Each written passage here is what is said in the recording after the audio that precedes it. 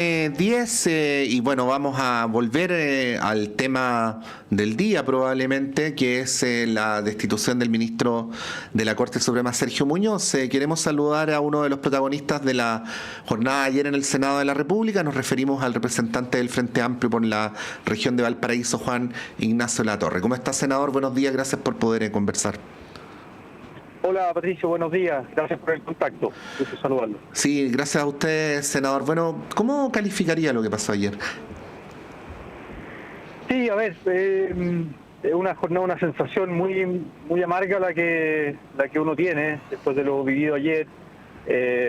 Recordemos, las dos acusaciones constitucionales del Senado se votaron de manera separada. Lo de Ángela Vivanco ya era un secreto a voces que se iba a aprobar prácticamente unánime o de manera muy transversal, pues ya había sido removida por la propia Corte Suprema. Entonces lo controvertido era la acusación al juez Muñoz, ¿no? Y claro, la derecha logra el quórum, pero en el fondo yo me armé la convicción, es lo que dije en la sala, lo dije en distintos puntos el día de ayer. La derecha hace una maniobra para empatar, es decir, aprovechan la crisis de la Corte Suprema, aprovechan la caída de Vivanco, que era claramente una persona que operaba con la derecha, con Hermosilla, que vino recomendada por Piñera desde ese sector. Recordemos en este sistema de nombramiento bipolar, ¿no? De elegir un progresista, un conservador, así se ha definido. Eso ha sido la trayectoria, digamos, el sistema de nombramiento, como pasa por el Senado con un quórum de 2/3. Entonces Vivanco claramente era alguien que venía del mundo de la derecha. Y Sergio Muñoz, un juez progresista que en mi opinión se le pasa la cuenta por sus fallos, por sus distintos fallos y por su trayectoria judicial desde la Corte de Apelación en adelante, en materia de derechos humanos, derechos ambientales, derechos laborales, la crisis de las ISAPRES, los fallos contra las ISAPRES, etcétera. Yo creo que se le pasa la cuenta y aprovechan esta crisis para empatar y arrastrarlo, ¿no? Y ligar la suerte de Muñoz con la de Vivanco, lo cual me parece que es muy justo y además con una acusación muy débil, una acusación, un libelo acusatorio por parte de los diputados muy débil. Entonces es una sensación amarga, creo que una acusación injusta, se pierde un juez muy relevante en las últimas décadas. Ayer conversaba con algunas de las representantes de las agrupaciones familiares de niños desaparecidos, había mucho malestar, indignación en ellas, todo lo que significa el avance de los derechos humanos, en parte gracias al empuje y al protagonismo del juez Muñoz. Entonces, nada, me parece que es muy peligroso además el precedente que se forma. Sí, usted hacía mención a la debilidad de la acusación, senador. Para que uno pueda sostener que a alguien se le saca por otras razones y no por las formales, la condición previa es que la acusación formal sea débil. Hablemos de eso. ¿Es débil? ¿Por qué es débil? Es débil porque primero se le imputan una serie de responsabilidades en cuanto al notable abandono de deberes. Ese es el motivo por el cual se le acusa, el notable abandono de deberes, en relación a actos de su hija, que su hija es jueza, ¿no?, en apelaciones, y una serie de conductas de ella en las que se le achaca al juez Muñoz, por un lado, la supervisión o la corrección, ¿no?, como el hecho de que él sea papá y al mismo tiempo integrante de la Suprema, se le achaca en el propio libelo, o sea, esto es explícito, se le dice que él debió haber corregido a su hija, haberla denunciado, porque ella estaba fuera del país y ejerció su trabajo fuera del país en el periodo de pandemia, siendo que mintió, que dijo que iba a estar al cuidado de sus padres, etcétera. Bueno, ahí hay una serie de irregularidades, pero que le corresponde, ¿a quién le corresponde hacer esa corrección y revisar esto? Que además un tema que sí se revisó, es a la Corte de Apelaciones de San Miguel, que es su superior jerárquico, y la Corte Suprema como órgano puede actuar sobre las Cortes de Apelaciones, pero no directamente él como papá, digamos, ¿no? Una persona que además tiene 42, 43 años. Pero hay una pregunta de sentido común, senador. Si es que lo que nos preocupa o lo que preocupa es el actuar incorrecto o supuestamente incorrecto de la jueza, ¿no habría que partir por una acción respecto a la jueza y luego respecto a quien tenía el deber de decir y no dijo, tenía el deber de informar y no informó? Es una pregunta de sentido común, ¿no? Por ejemplo, los diputados pudieron haber partido por una acusación contra la jueza. Esto además ocurrió hace algunos años en el fondo, o sea, no es que haya ocurrido ahora, recientemente, nos hayamos enterado, o sea, es una cosa que ya se abordó incluso en las instancias correspondientes en la propia Corte de Apelaciones, y ahí la Corte de Apelaciones fija un criterio en que también hay otros jueces involucrados con prácticas similares y finalmente hay una amonestación o algo así, pero no pasa. Teníamos ahí el senador Latorre, vamos a tratar de retomar el contacto. Senador, ¿me escucha? Ya, ahí está el senador Latorre. Como ustedes saben, un clásico de las entrevistas de esta hora de la mañana con parlamentarios es que se producen algunas interrupciones en el tránsito.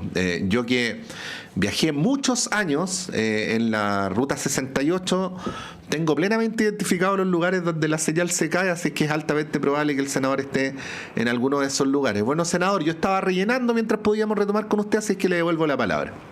Ya te voy camino a Santiago a una comisión mixta de presupuesto y a veces se corta la señal. Pero bueno, no, decía que sí, los diputados pudieron haber presentado una acusación contra la hija, si es que les preocupaba, o haberla citado incluso, ¿no? Porque aquí hay temas del debido proceso que tampoco fueron muy pulcros en la Cámara de Diputados respecto a la acusación misma, ¿no? A la comisión que lleva adelante esta acusación. Por otro lado, ese es un capítulo, ¿no? Y el otro capítulo tiene que ver con los intereses inmobiliarios, patrimoniales de la propia hija, de la misma hija que estamos hablando, jueza, con un proyecto inmobiliario en Ñuñoa, donde la principal prueba, en el fondo, y eso es lo débil del libelo, ¿no? Lo débil de la prueba acusatoria, es que es el testimonio de una persona que trabaja para la inmobiliaria, entiendo que es jefa de proyecto o algo así, que dice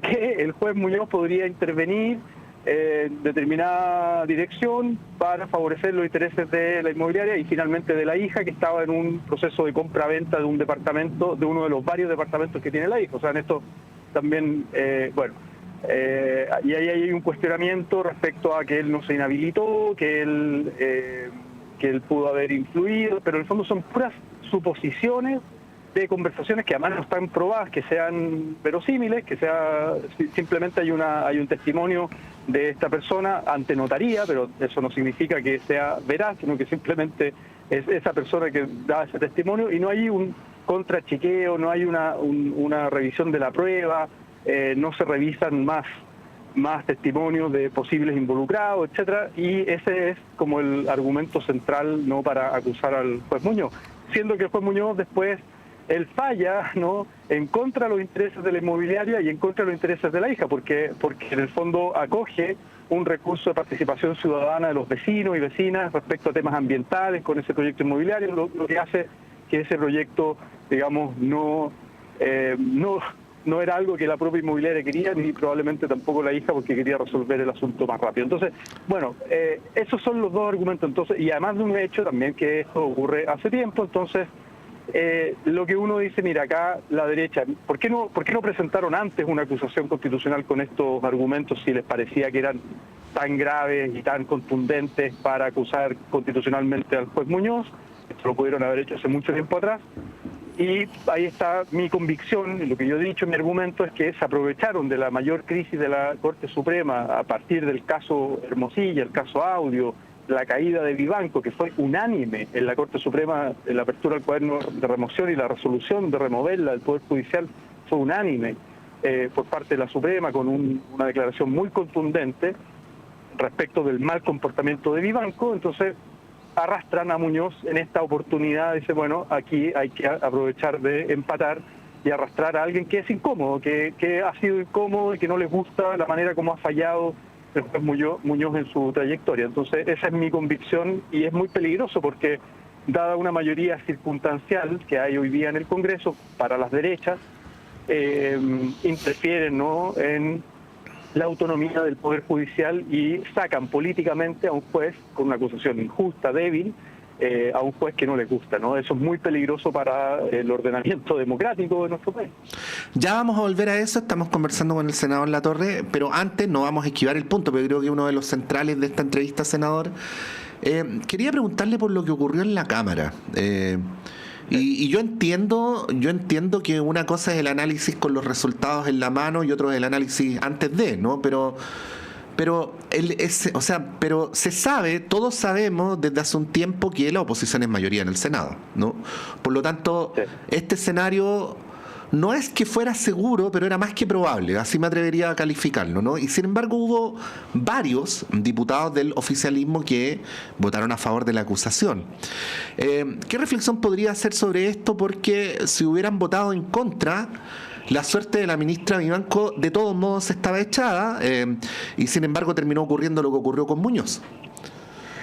Sí, no, absolutamente. Yo creo que fue un error garrafal, lo dijimos también en las intervenciones en sala y públicamente, que yo creo que es una anomalía lo que ocurrió en la Cámara de Diputados, una aberración política y jurídica esto de acusar de manera conjunta, ligar, ¿no?, la suerte y la acusación de dos personas distintas, acusados por hechos completamente distintos, inconexos entre sí, o sea, no tiene nada que ver a su audio, Hermosilla, con estos dos elementos por los cuales se le acusa a Sergio Muñoz, con fundamentos completamente distintos, etcétera, y eso, o sea, eso es alterar desde el inicio el debido proceso. Es una anomalía, una aberración política y jurídica que, en mi opinión, hay una responsabilidad de la mesa de la Cámara de Diputados, porque efectivamente lo que se argumenta es que el secretario general, que es abogado, ¿no?, como ministro de Fe, él argumenta que esto es posible hacer así, de ligar de esta manera, lo cual me parece, insisto, una aberración, pero finalmente no es el secretario el que decide estas cosas, es la mesa, en conjunto con los comités, pero es la mesa la que define estas cosas, y cuando hay discrepancia, por último, se pone en votación y que se devele quién está a favor y quién está en contra de esta manera de proceder tan no solo rara, sino que viciada. Si en el fondo acá, no sé, el senador Gonchumilla lo dijo de manera muy clara, él tiene mucha más, es abogado, Sí. digamos, y mucha experiencia en el tema, y decía, esto puede ser usado perfectamente por los afectados para instancias superiores de derechos humanos, la Corte Interamericana de Derechos Humanos, para revertir esta situación, que yo creo que Sergio Muñoz lo puede usar. Vivanco también lo podría usar, pero la defensa de Vivanco estaba a favor de esta fórmula. Entonces, creo que acá hubo una responsabilidad política de la Cámara de Diputados y Diputadas, de la mesa en particular, de los comités.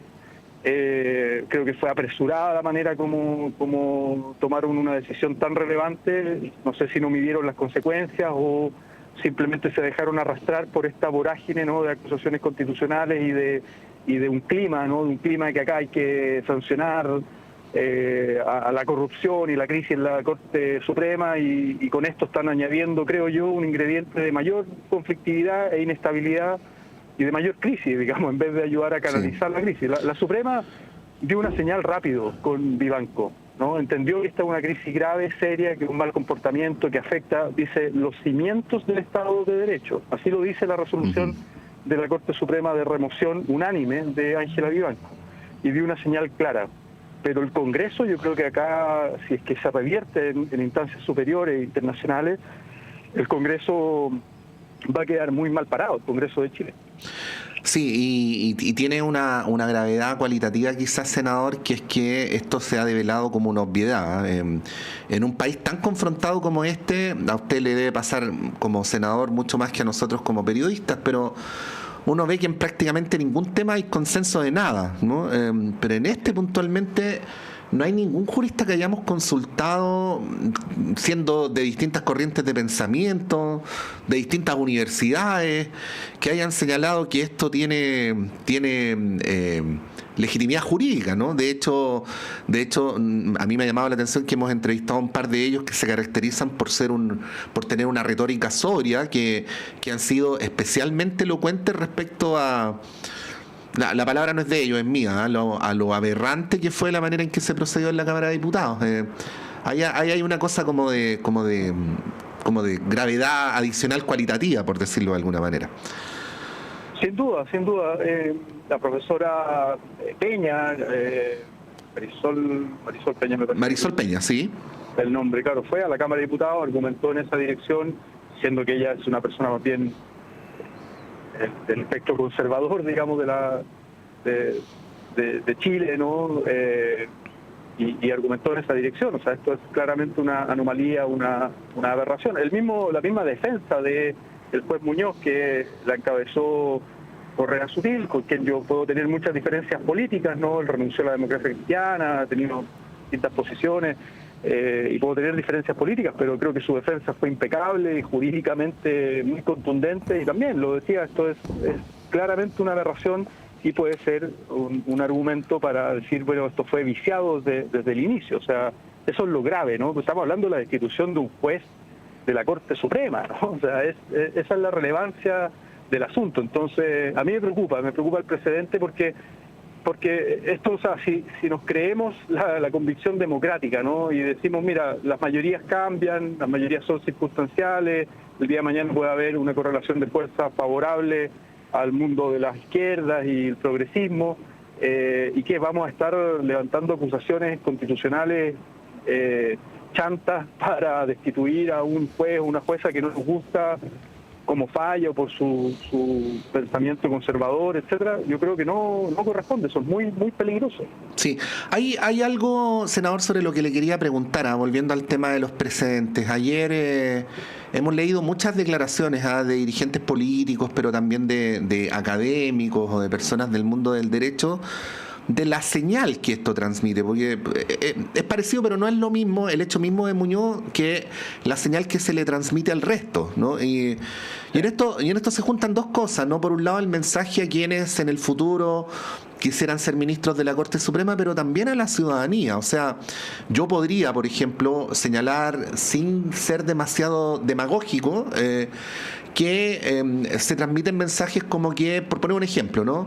La ISAPRE siempre salen con la suya, ¿no? Finalmente, la solución institucional no las perjudicó tanto, lo que van a tener que devolver no es tanto como lo que se apropiaron, y por el otro lado, el ministro que las confrontó se va para la casa, ¿no? Digo, a modo de interpretación y de mensaje también, lo leí, por eso se lo pregunto. Alguien podría decir, bueno, pero si yo quiero hacer carrera en la judicatura, entonces tengo que evitarme ciertos líos, ¿no? Evitar meterme contra cierta gente. Bueno, ¿qué podría decir sobre esto en términos del mensaje? Digo, en estas dos direcciones, a los ministros de la Corte Suprema del mañana o incluso a los del presente, pero también a la ciudadanía que está viendo y escuchando esta entrevista. Sin duda, yo creo que eso es parte del problema, es parte del mensaje. El mismo ministro Muñoz dio una entrevista el fin de semana en esos términos, cuando él decía, bueno, yo tengo muchos detractores por mis fallos, no he sido un juez que sea fácil de domesticar a los poderes establecidos en la sociedad, y probablemente tengo muchos detractores que yo añadía, ¿no?, que ayer pueden estar celebrando esta acusación y esta destitución del ex ministro ahora Sergio Muñoz, ¿no? Y entonces claramente es una señal para decir, mira, dadas estas mayorías, ¿no?, en el Parlamento, estas mayorías que defienden intereses además, claro, si tú te comportas de manera muy confrontacional, por decirlo así, en tus fallos judiciales, ya sea desde la Corte de Apelaciones en adelante, ¿no?, porque acá se revisa toda la trayectoria de fallos, contra los poderes, ¿no?, en materia ambiental, mundo empresarial, inmobiliario, derechos humanos, laborales, etcétera, ISAPRE, AFP.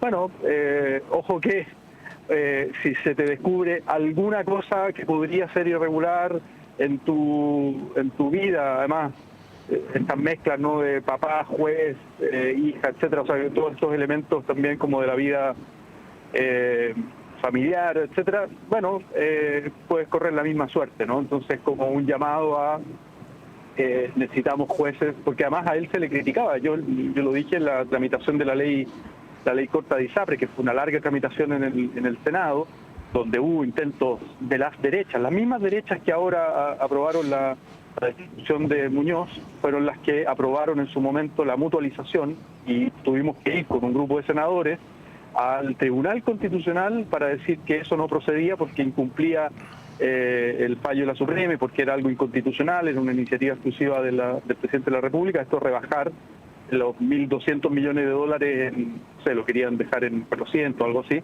Esa era la apuesta de los senadores, al servicio de los intereses de las ISAPRES. Entonces, claro, ¿qué es lo que se criticaba, ¿no?, de la Corte Suprema y particularmente la tercera sala que dirigía Muñoz? Y a él, principalmente los dardos iban a él, es que era un activista judicial